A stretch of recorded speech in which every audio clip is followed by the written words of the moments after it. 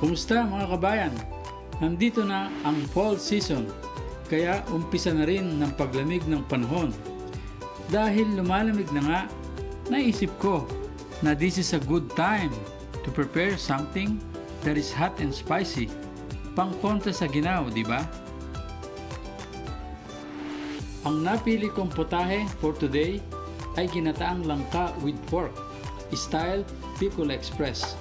FYI, ang ginagataang langka ay yung young or green jackfruit at Bicol Express Style naman kung gagamit ka ng bagoong instead of patis.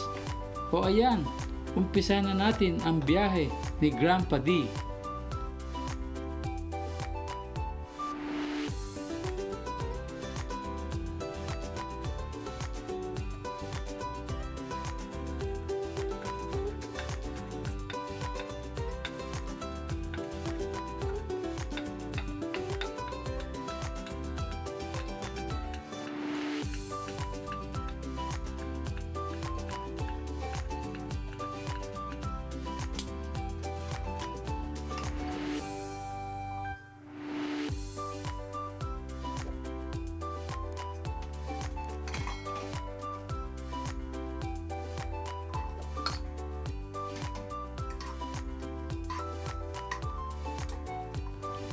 We saute the onion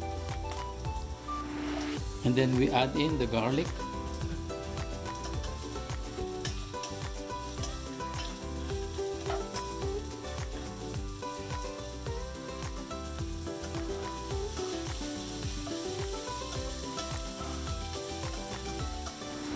We stir fry for a few minutes. Then we add the pork.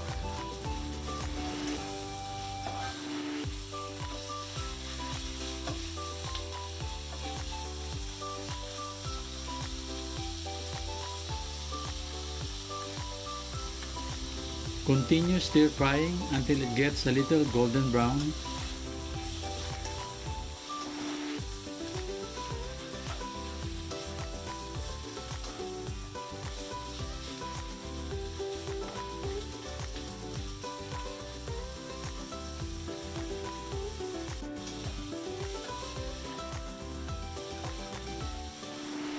Cover it and then simmer it for about 30 minutes. While the pork is still cooking, we drain the jackfruit.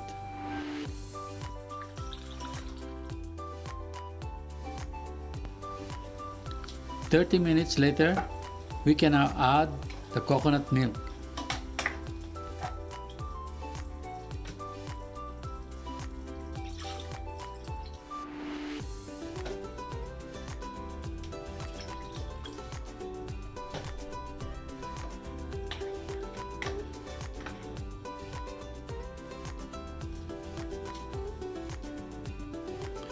Cover and continue cooking for another 15 minutes.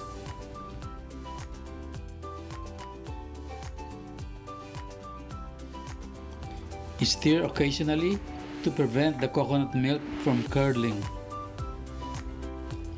Continue to simmer until the liquid is reduced. We now season with salt and pepper.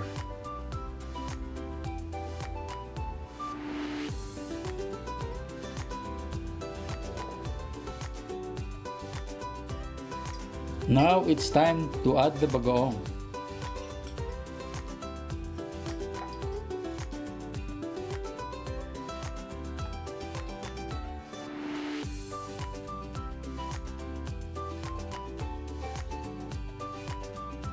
Next, the chili peppers.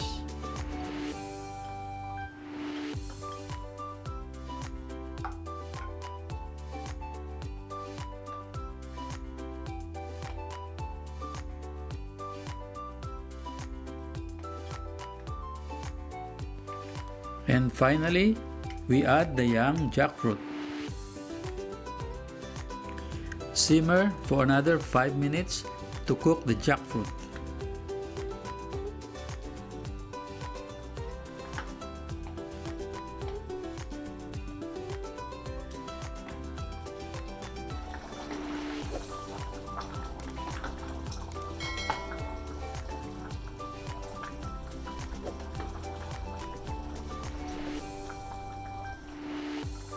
Grandpa D ginataang langka with pork is now ready.